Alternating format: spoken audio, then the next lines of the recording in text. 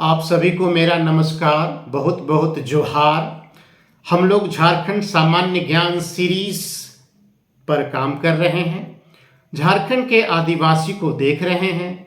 संथालों के बारे में देखना हम लोगों ने आरंभ किया है। उनकी संस्कृति को समझने का प्रयास हम लोग शुरू किए हैं।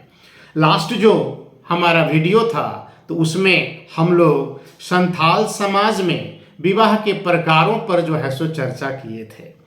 झारखंड की संस्कृति, यहाँ के लोगों के बारे में जानना समझना सिर्फ परीक्षा की दृष्टि से महत्वपूर्ण नहीं है। कंपटीशन की तैयारी करने वाले लोगों के लिए ही जरूरी नहीं है, बल्कि जो जॉब में आ गए हैं उनके लिए भी जरूरी है। यहाँ तक कि जो व्यापार कर रहे हैं उनके लिए भी जरूरी है, क्योंकि बिना यहाँ के लोगों को जाने, यहाँ की संस्कृति को जाने, रीति रिवाजों को जाने, आप एक सफल व्यापारी भी नहीं बन सकते हैं। इसलिए हर व्यक्ति को, है ना, मेरा ऐसा मानना है कि झारखंड का इतिहास, संस्कृति की व्यापक जानकारी होनी ही चाहिए। और इतना आप लोग सब जानते हैं कि बिना झारखंड को समझे, बिना झारखंड को जाने, झारखंड में किसी भी प्रकार का जॉब किसी भी व्यक्ति को नहीं लग सकता। क्योंकि झारखंड में जो भी परीक्षाएं होती हैं या जो भी नियम बना है अलग अलग परीक्षाओं का, उसमें झारखंड अनिवार्य रूप से जो है सो रखा गया है और बहुत मजबूती के साथ जो है सो इसको रखा गया है। इसलिए झारखंड पर कमांड ही ये सुनिश्चित करेगा कि आप नौकरी क्रैक कर पाएंगे या नहीं। ठीक है। खैर, तो लास्ट जो हम लोगों का लेक्चर था तो संथालों के विवाह के प्रकार में हम लोग देखे थे। विवाह के प्रकार में आकर के जो है शुरू के थे। अब संथाल समाज में हम लोग कुछ संस्कारों पर जो है सो बात करेंगे। हम लोग देखते हैं कि संथाल समाज में भी कुछ एक संस्कार बड़े महत्वपूर्ण होते हैं, जिसमें से एक है छठियार। बच्चे का जब जन्म होता है तो बच्चे के जन्म के पश्चात उसका छठियार किया जाता है ना। जो गैर आदिवासी परंपरा में भी हम लोग जो है सो देखते हैं, तो संथाल समाज में भी अगर लड़के का जन्म हुआ है तो जन्म के 5वें दिन, और अगर लड़की का जन्म हुआ है तो जन्म के 3रे दिन छठियार जो है सो वो किया जाता है। एक छोटा सा संस्कार जो है सो होता है। इसमें क्या होता है कि इसमें हम लोग पाते हैं कि गांव का जो माझी है और जो कुड़ुम नायक होता है वो अन्य लोगों के साथ मिल करके तालाब में स्नान करता है, हजामत वगैरह जो है सो बनाता है, और वापस आकर के जिस परिवार में बच्चे का जन्म हुआ रहता है तो वहाँ पर आकर के हम लोग पाते हैं कि बच्चे का भी जो है सो मुंडन किया जाता है। उसके बाल को एक दोने में जो है सो रखा जाता है, हल्दी और तेल का लेप जो है सो लगाया जाता है, और फिर जच्चा और बच्चा दोनों को घर पर ही स्नान जो है वो कराया जाता है। इसके पश्चात बच्चे का जो है सो नामकरण किया जाता है। अगर पहला संतान है तो पहले संतान का नामकरण दादा दादी के नाम पर, और दूसरे संतान का नामकरण नाना नानी के नाम पर जो है सो किया जाता है। नामकरण उसी दाई के द्वारा सामान्य रूप से किया जाता है जो कि बच्चा को पैदा करने में जिसकी प्रमुख भूमिका थी, है ना। मतलब कि डिलीवरी के समय, है ना, जिस दाई के द्वारा, है ना, डिलीवरी की गतिविधियों को संपादित किया गया, तो उनके द्वारा ही जो है सो नामकरण किया जाता है, और उनको साड़ी या अन्य चीजें, है ना, उपहार स्वरूप जो है वो प्रदान भी किया जाता है। तो नामकरण के पश्चात क्या होता है कि खिचड़ी बनाया जाता है, और ये खिचड़ी में नीम का पत्ता जो है वो डाला जाता है। मतलब नीम का पत्ता युक्त खिचड़ी जो है ना, जिसको हम लोग गांडी कहते हैं, तो ये जो है सो खिलाया जाता है लोगों को इस संस्कार में। फिर हम लोग देखते हैं कि विवाह के पहले भी, है ना, विवाह के पहले भी एक छठियार किया जाता है, जिसको चाचो छठियार के नाम से हम लोग जानते हैं, है ना। चाचो छठियार के बाद ही विवाह की प्रक्रिया आरंभ होती है या विवाह जो है वो संपन्न होता है। अगर किसी बच्चे की मृत्यु, है ना, चाचो छठियार के पूर्व हो गई है तो हम लोग पाते हैं कि उसका दाह संस्कार जो है वो नहीं किया जाता, और न ही उसका श्राद्ध जो है वो किया जाता है। तो तो आप ध्यान में रखिएगा। जैसे एग्जाम में पूछे कि चाचो छठियार का संबंध जो है वो किससे है, या पूछे कि भाई संथाल समाज में बच्चे का जब छठियार होता है तो खिचड़ी जो बनता है उसमें किस की पत्ती जो है वो डाली जाती है। कुछ भी पूछ सकता है जेएसएससी जेपीएससी, है ना। तो एक एक चीज को बड़ा बारीकी से आपको जो है सो जानना चाहिए और समझना चाहिए, है ना। अब इसके बाद अगर हम लोग मृतक संस्कार की बात करें, संथाल समाज में अगर कोई मर जाता है तो मृतक संस्कार कैसे होता है, तो हम लोग देखते हैं कि दो प्रकार का मृतक संस्कार समाज में प्रचलित है। एक तो है दाह संस्कार जिसमें जलाया जाता है, और दूसरा है समाधिकरण जिसमें दफन किया जाता है ना। ये दोनों जो है सो समाज में प्रचलित है। अब अगर दफनाया जाता है ना, तो दफनाने के समय हम लोग पाते हैं कि मृतक जो व्यक्ति होता है उसके निजी उपयोग की वस्तुएं, जैसे वो जिस थाली में खाता था, जो तीर धनुष जो है सो वो यूज करता था, जो वाद्य यंत्र वो बजाता था, है ना, या उसकी जो लाठी थी, उसके निजी उपयोग की चीजें भी उसके साथ ही जो है सो दफना दी जाती है। ये माना जाता है कि पारलौकिक या परलोक में जो है सो इसकी आवश्यकता उसको पड़ेगी, है ना, अगर उसको दफनाया जाता है तो। और अगर उसको जलाया जाता है तो चिता जो बनता है, तो चिता उत्तर दक्षिण दिशा की ओर उन्मुख होता है चिता, और उस पे जो लाश को लिटाया जाता है तो उसका सिर हमेशा दक्षिण में जो है सो होता है। उसके पश्चात क्या होता है कि जब चिता पर लाश को जब लिटा दिया जाता है तो चिता का जो खूंटा होता है उस खूंटे में एक मुर्गी के बच्चे को, मतलब चूजा को, है ना, उसकी बलि जो है सो चढ़ाई जाती है, और उसके बाद जो है सो मुखाग्नि आरंभ किया जाता है। मुखाग्नि हमेशा एक पुरुष के द्वारा ही जो है सो दिया जाता है, महिलाओं को मुखाग्नि देने की इजाजत इस समाज में नहीं है ना। फिर हम लोग ये भी पाते हैं कि चूंकि संथाल समाज में दामोदर नदी का जो है सो विशेष महत्व है, इसलिए अस्थियों को, है ना, दाह संस्कार के पश्चात राख और जो अस्थियां बचती हैं तो उसको हजारीबाग में, है ना, दामोदर नदी में विसर्जन करने की भी परंपरा जो है वो इस समाज में रही है ना। बहुत सारे लोग जो है सो दामोदर नदी में जाकर के इस अस्थियों का विसर्जन करते हैं, है ना। तो ये मृतक संस्कार से संबंधित बातें थी। फिर अगर हम लोग संथाल समाज में नातेदारी की अगर हम लोग बात करें, है ना, तो हम लोग पाते हैं कि गैर आदिवासियों में नातेदारी की जो स्थिति है तो करीब करीब उसी प्रकार की जो है सो स्थिति संथाल समाज में भी है ना। मतलब कि रक्त संबंध पर आधारित नातेदारी व्यवस्था हम लोग संथाल समाज में भी देखते हैं, है ना। मामा मामी, फुआ फूफा, है ना, इस प्रकार का सारा चाचा चाची, ये सारा रिलेशन हम लोग वहाँ भी जो है सो देखते हैं, है ना। अब हम लोग नातेदारी व्यवस्था में ये पाते हैं क्या कि अगर कोई संथाल दंपत्ति अगर निसंतान है और वो किसी बच्चे को अगर गोद लेता है तो वह बच्चा को जो है सो समरक्त का जो है सो समझा जाता है, उसको अपने रक्त का ही मान लिया जाता है ना। फिर इस समाज में हम लोग पाते हैं कि पति के बड़े भाई, है ना, और बड़ी जो ननद होती है उसका दर्जा भगवान की तरह जो है सो माना जाता है ना। उसको देवतुल्य जो है वो समझा जाता है। समाज में इतना महत्व दिया जाता है पति के बड़े भाई को और बड़ी ननद को कि उनके द्वारा प्रयोग में लाया जाने वाला खटिया या उनके द्वारा प्रयोग में लाया जाने वाला कुर्सी में बैठने तक की जो है सो इजाजत नहीं होती है ना। फिर हम लोग पाते हैं कि पति के बड़े भाई के साथ अगर स्पर्श हो जाए, है ना, स्त्री का, तो उसको प्रायश्चित जो है सो करना पड़ता है। और इस प्रायश्चित को एक टर्म दिया गया है जिसको हम लोग आरूप जोगा के नाम से जानते हैं। मतलब आरूप जोगा नामक प्रायश्चित जो है सो किया जाता है। और इसमें जनरली हम लोग यही देखते हैं कि गोबर, पानी में गोबर मिला करके, है ना, उस पानी से जो है सो उस स्त्री को नहलाया जाता है। जो गैर आदिवासियों में भी हम लोग जो है सो इस परंपरा को, है ना, मतलब सादानों में भी इस परंपरा को जो है सो हम लोग देखते हैं झारखंड में, है ना। तो ये यहाँ पर भी हम लोग देखते हैं संथाल समाज में, ठीक है। फिर जो महिलाएं होती हैं संथाल समाज में, तो महिलाएं किसी भी बड़े व्यक्ति के पास जो है सो बाल खोल करके नहीं जा सकती है ना। वो बाल बांध करके जो है वहां पर जाएगी बड़े लोगों के पास। बाल खोल कर जाने की इजाजत नहीं है।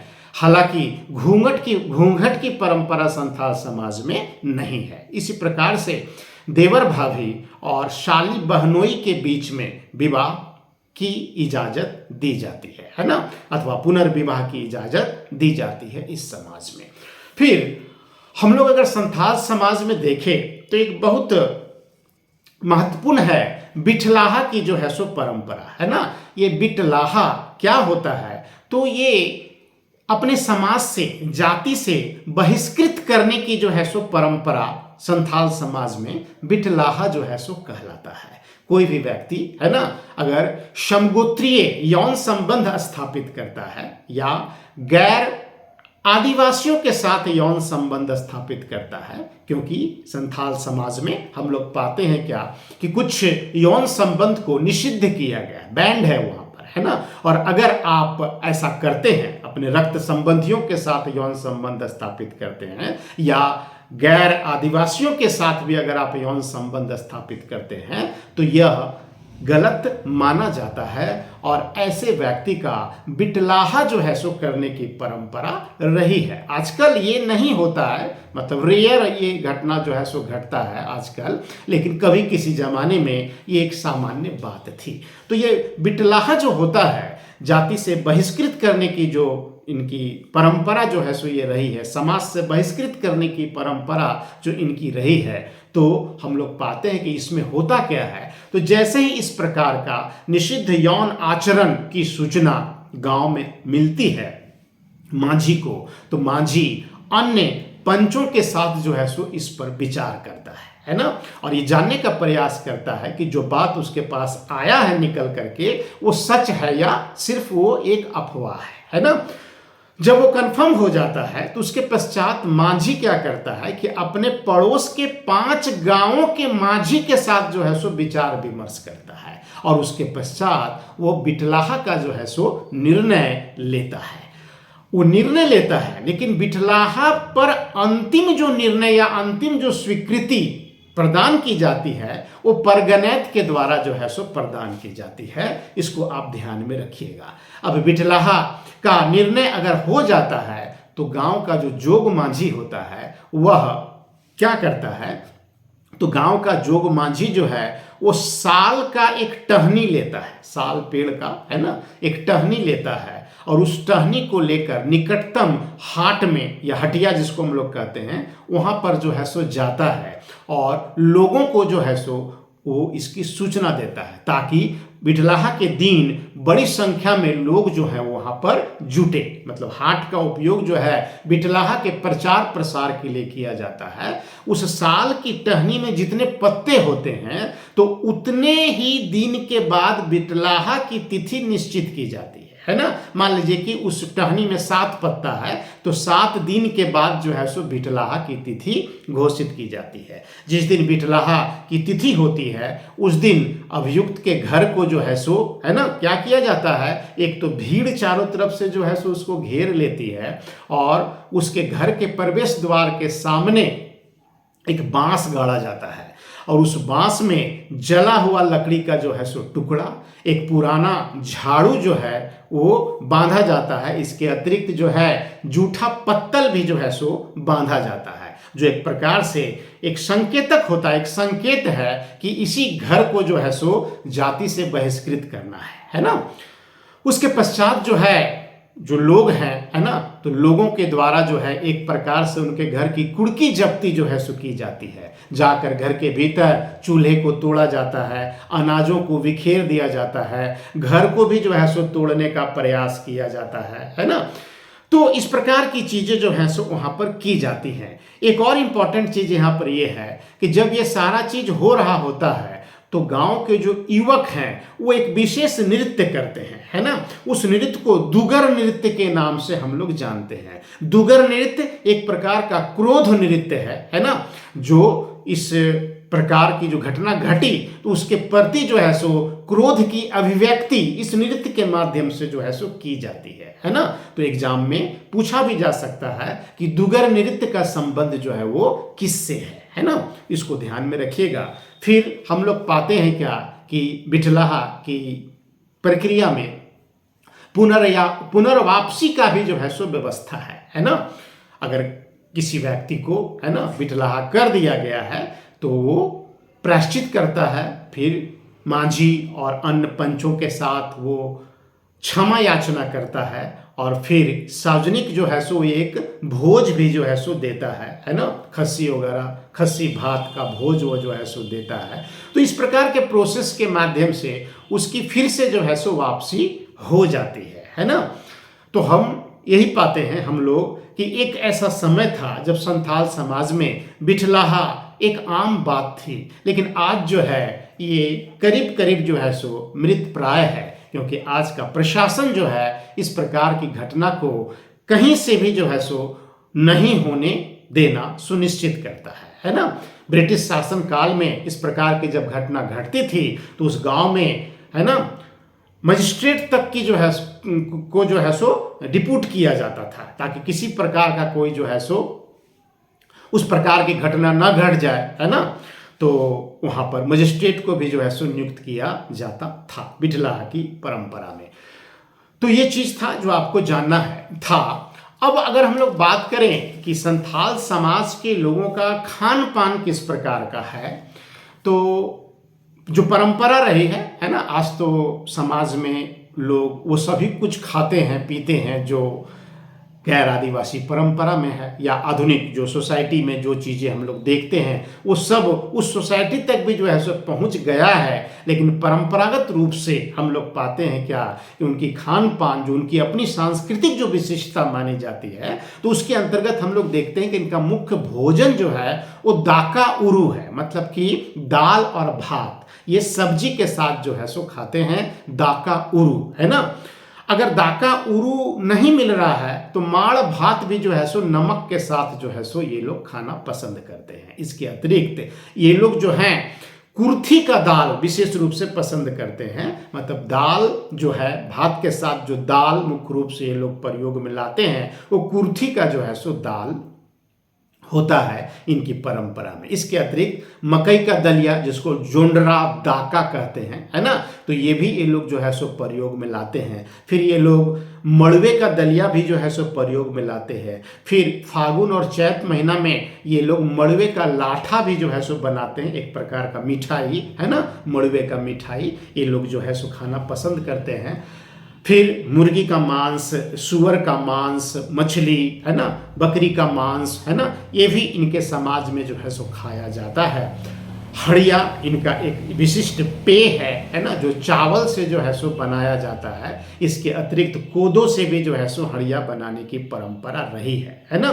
संथाल समाज में इन लोगों का जो जलपान है, मतलब जो सुबह का जो ब्रेकफास्ट है, तो इसको बास्कयाक के नाम से हम लोग जानते हैं। फिर इनका दोपहर का भोजन माजवान कहलाता है और इनके रात का जो भोजन है उसको कदोक के नाम से जो है सो हम लोग जानते हैं है ना। इसी प्रकार से संथाल समाज में हम लोग देखते हैं कि नृत्य संगीत की भी जो है सो एक परंपरा रही है, चाहे वो जन्म का अवसर हो है ना, विवाह का अवसर हो या पर्व त्योहार का जो है सो अवसर हो, कई प्रकार के नृत्य और संगीत का जो है सो उपयोग संथाल लोग करते हैं।